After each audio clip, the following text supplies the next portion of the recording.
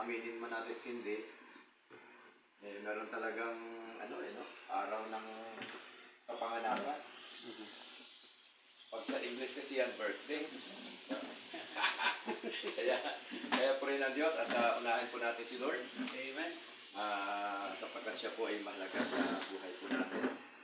Okay, magandang umaga po sa inyo lahat po dyan sa Batak. Maraming salamat po sa inyong pagkikiisa po sa aming papasalamat po sa birthday ni Elder Marshall. Purihin po ang Diyos at dyan lang po kayo at dito lang din po kami na magsama-sama tayo upang ating purihin po yung ating Diyos. Tayo po lahat ay for 1,000 tongues to sing my great Redeemer's praise. The glories of my God and King, the triumphs of His grace. My gracious Master and my God, assist me to proclaim, to spread to all the earth abroad the honors of Thy name. Blessings flow, praise Him, all creatures here below. Praise Him above the heavenly hosts. Praise Father, Son, and Holy Ghost. Again. Praise God from whom all blessings flow. Praise Him, all creatures here below. Praise Him above ye heavenly hosts. Praise Father, Son, and Holy Ghost. Once again. Our Redeemer's glorious name, awake the sacred song. Oh, may His love immortal flame tune every heart and tongue. Redeeming love has been my theme and shall be till I die. And then I hope to sing this love in sweeter strains on high. Po ay nagpupuri po Panginoon sa umaga po ito. Salamat po Diyos sa araw na ito na kung saan ay kami po ay inyo pong iningatan. Yes, Lord. Pinagsama-sama po Panginoon. Amen, Lord. Nagpapasalamat po kami Panginoon sa araw na ito.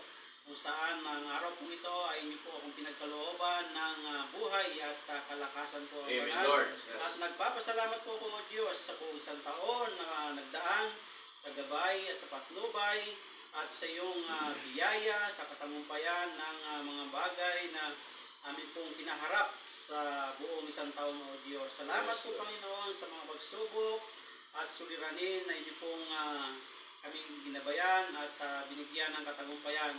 Yes. At sa lahat ng mga biyayang pinagkaloob niyo po Panginoon ay amin po pinagpapasalamat po. Yes, Lord. Amen. At sa umaga pong ito Panginoon, kami po ay patuloy na lumalapit po sa inyo sa inyong biyaya po sa araw po ito, Ama.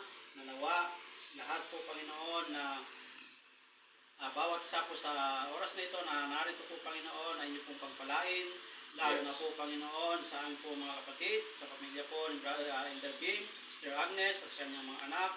Lord, salamat po ng marami sapagkat tunay nga po Panginoon ay ang iyong patuloy na pagkilos po sa kanilang buhay ay nagpuumapaw ang kanilang pag-ibig sa bawat isa po sa aming bayan. Yes. Bawat isa po, Panginoon. Tawa po kayo, Panginoon, ang magbalik po sa kanila ng biyayang nararapat po, Panginoon, sa kanilang mga kabutihan na pinagkakaroon po ng Bana. Salamat po, O Diyos, na marami at sa gawain po ito, Panginoon, sa umagang ito, kayo nga po ang kumilos sa bawat isa at panguna po, Panginoon, ng iyong banal na Espiritu. Yes. Salamat po, God, sa pangalan po ni Jesus, sa kanyang dalangin. Amen. Amen. Yun, so tayo po idadako sa spiritual food at napakarami pong handa dito. Siguro marami din pong handa dyan. So mamaya na po nyo kainin. Pag nakakain na po tayo, spiritual food. So, buksan po natin ating mga Bible, mga kapatid, dito po sa 1 Thessalonians chapter 5, verse 18. So, sa verse lang po dito. Dahil maraming handa kasi hindi natin mauubos ito. Wala kayo dito, kaya kami lang mauubos. So sabi po dito, mga kapatid, tayo po ito kayo. In everything, give thanks, for this is the will of God in Christ Jesus concerning you. So, dito po, tayo po yung mag-pray. Salamat po, Lord, sa mga salita mong aming nabasa ngayong umaga. Nawa po ito'y magsilbing challenge po sa amin. Ano po ang inyong aming marinig ngayong umaga, magbigay po sa amin ng kalakasan espiritual, Yes, Lord. lalo na po sa may kaarawan kay Elder Marcial Kabanatan Ugad. Yes. Salamat Ugad at kay dalangin namin sa pangalan ni Jesus. Amen. So muna ito lang po ng ating kapatid na Pablo ay magpasalamat daw sa lahat ng bagay. Yun. So, siyempre, kaya tayo ay narito, nagpapasalamat tayo sa buhay po ng ating kapatid Elder Marcial dahil sa kanyang Amen. 52 years old Amen. na nag-i-exist dito sa ibabaw ng lupa. At siyempre po, pag sinabing nabubuhay sa ibabaw ng lupa, ang unang pasasalamatan natin yung Diyos na nagbigay ng Amen. buhay sa atin. Dahil siyempre po, kapag walang nagbigay, ay hindi rin tatanggap. Kaya papayalan yung nagbibigay. Yon. At mapara din yung tumatanggap. So yung nagbigay sa atin, yung Diyos na mga pangyarihan sa lahat, at tayo po ay nagpupuri sa Kanya dahil ang ating kapatid, Elder Marcial, ay ginagamit ng Panginoon sa kanyang ubasan, sa kanyang ministeryo, na kahit sa dami ng mga struggle na nangyayari sa kanyang buhay, kanan, kaliwa, harap, likod, pero may Diyos sa taas na tumutulong po sa kanya, at siyempre sa ating lahat mga kapatid. Kaya Amen. yung mga struggle na yan, ano lang po sa buhay natin, kumbaga parang dessert na lang. Bulaklake. Yun, kumbaga bulaklak lang yan. Pero ang mahalaga, yung puno ay nakakabit doon sa pinakapuno natin sa ating Panginoon. Sabi nga, kung hiwalay kayo sa akin, wala kayong magagawa. So Amen. dito makita natin, sa lahat daw ng bagay magpasalamat. At siyempre po, ito po extended din po sa ating narito ngayon, sa mga nakikinig ngayon, na importante magpasalamat kahit sa tayo ay binabagyo.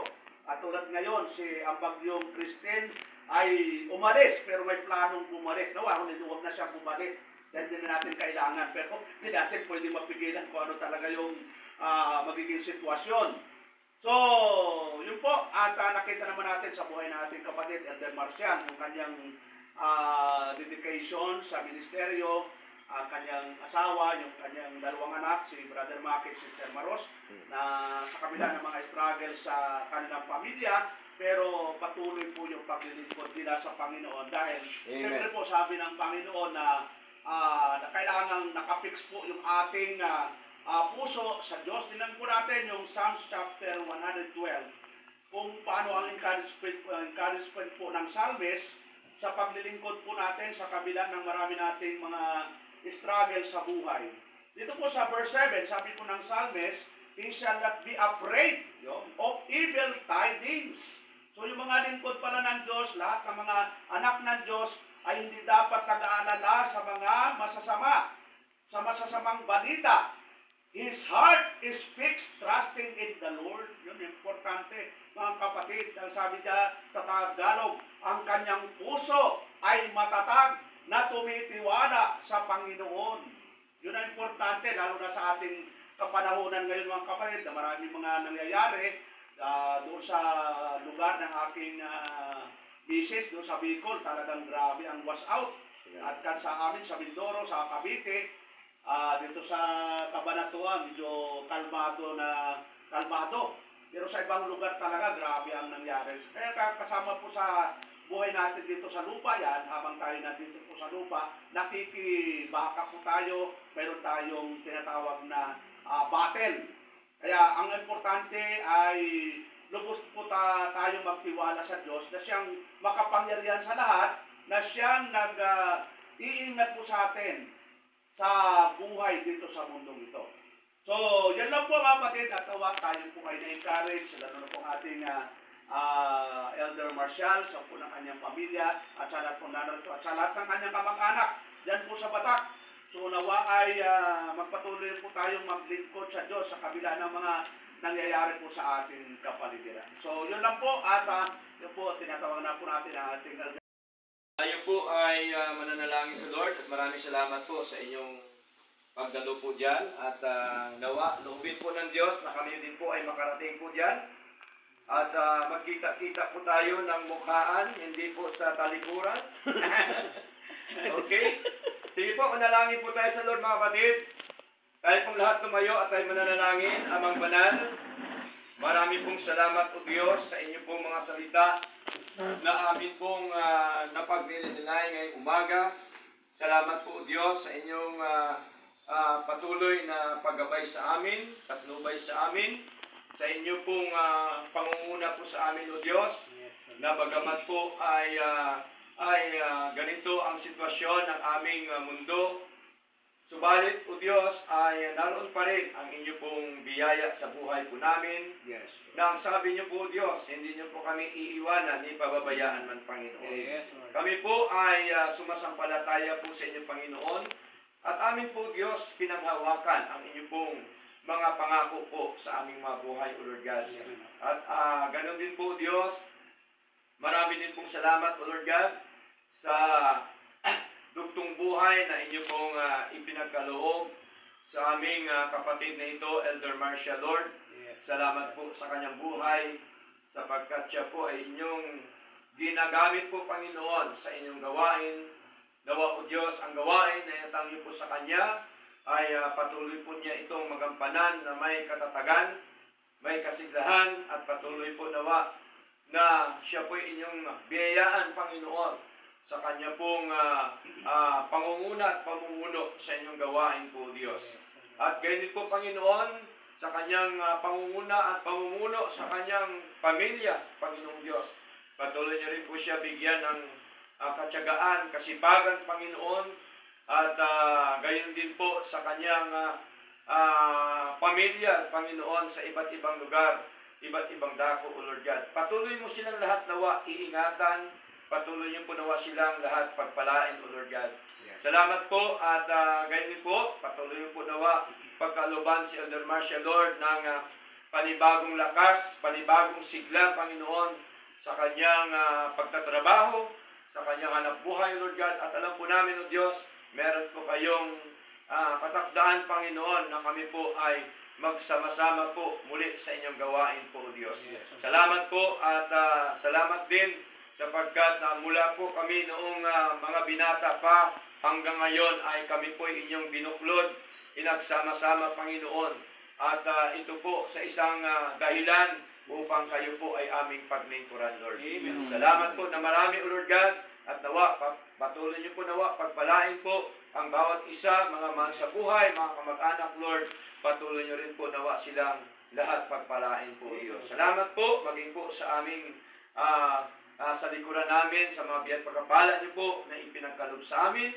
Nawa inyo po ito nawa patuloy na basbasan, magsilbing kalakasan po sa aming mga katawan, O Lord God. At tunay nga po na nakita po namin ang inyo pong mga blessings sa aming mga buhay. Amen, O God. Salamat po, Lord God.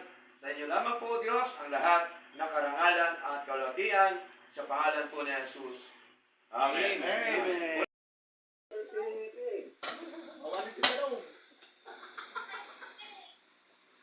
Makinig ka kita, ha? Okay, start na tayo.